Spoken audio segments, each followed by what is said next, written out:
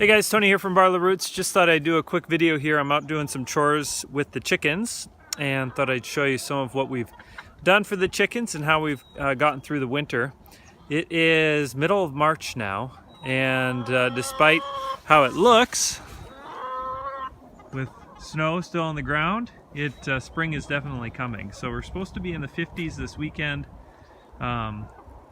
which would be great, and melt some snow. I was out pruning some fruit trees yesterday or the day before, and the snow was definitely still almost knee deep, so still a lot of snow out there.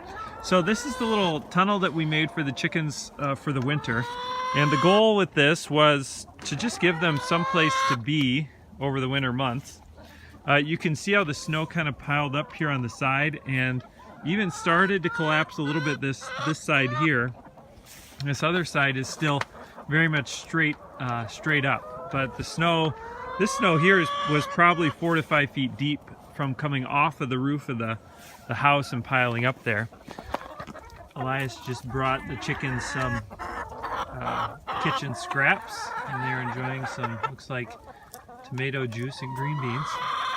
So this is their little tunnel that they spent the winter in.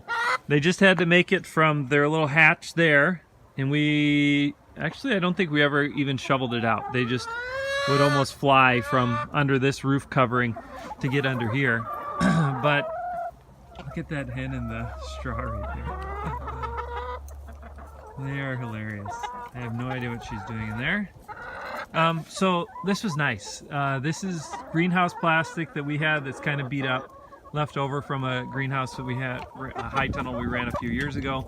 I did eventually get wood chips down on the floor in here, which is really nice and helps keep it a little bit more tidy. But yeah, this worked out really well. Prior to this, the chickens really do not like snow. And so prior to this, they were spending almost all of their time inside the coop. And when we had, 10 to 15 to 20 chickens, that was fine. They're a little noisy. But now that we have like 50 chickens, it just got a little bit cramped inside the coop. And that led to it being pretty messy in there as well. The other thing I wanted to update you on is the watering system we used for the winter.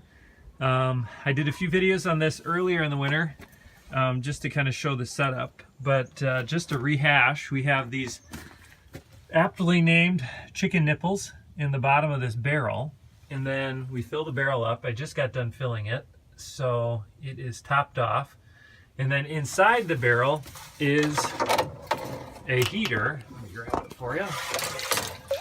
And this is just a standard stock tank heater. I think this cost maybe less than $20, I think. And so that sits in the bottom, and we leave that plugged in. And I'll tell you, it's been absolutely awesome. It did freeze up maybe twice on our coldest weeks. And these nipples down here on the bottom would freeze up, and the chickens then couldn't get water out of them. Ingrid came out here with a heat gun one day and thawed them out. It was just early in the morning, and then most days they would thaw out by afternoon.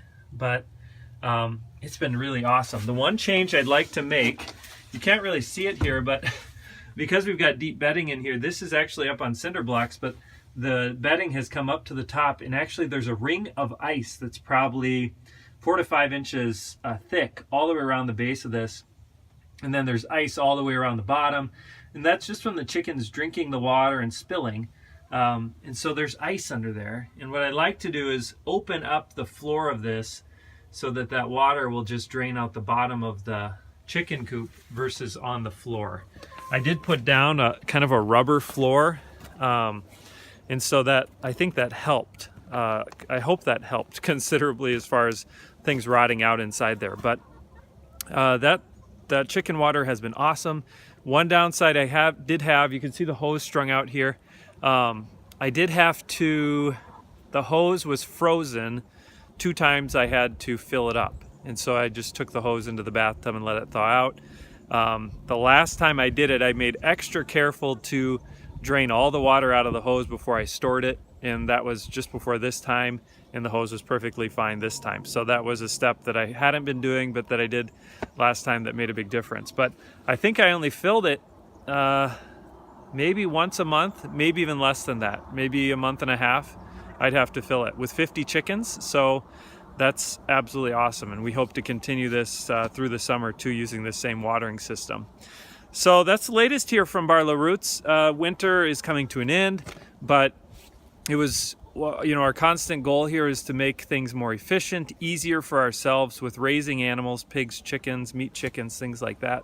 And some of the steps we took this last winter, I think, were very, very helpful for us. So wanted to share those. And again, just this, I was just going to mention this high tunnel is cattle panels that you can buy at any hardware store, and then just plastic over the top. And you can actually get pretty cheap plastic. You don't have to buy the fancy greenhouse plastic, but yeah. So that's the latest here from the homestead. Thanks for watching this video. And as spring comes along and we get into the garden and get the pigs, we'll have the pigs here in 2 weeks, 3 weeks. So we'll be posting more videos as things like that happen. Thanks so much for watching this video. We will see you on the next video.